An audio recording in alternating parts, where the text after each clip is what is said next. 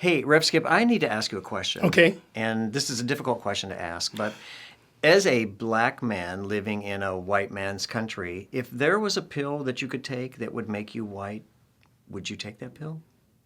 No, not at all. Why not? Because I love myself. I love who I am. I love what I've become, and that's been a journey. You know, the question always comes up also for gay people. If Yeah. there was a pill that you could take, would you take it to be straight? What about you? Would you? Oh, hell to the no. No. You know, all the struggles that we go through as gay Right. men and the challenges that we face and living in a world that really doesn't want us to be here, all of that stuff, I don't know, it just sort of makes you better. If you can meet those challenges with a spiritual mindset, if you can meet them with an awareness of your worth and value, that's the struggle, is to find our worth and value in a world that doesn't value us. And that's a journey. It's a journey to self-love. So this is why we're doing this retreat. Yep, exactly.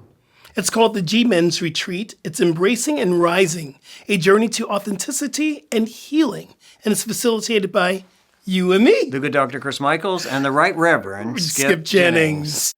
So my question is, if you were to look at me and I walked into a room, would you think I'm gay? Hell yeah. What about me? Oh, yes.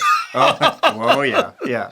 So this retreat is designed especially for you if you're a gay man, and we want you to come on a journey of self-love. Yeah, That's we need why to we're be with doing our it. tribe. We Absolutely. need to be with our tribe. I love this. Yeah. I'm excited. Are you? Yeah. Oh, God, yes, yes. Let's do it. Let's do it.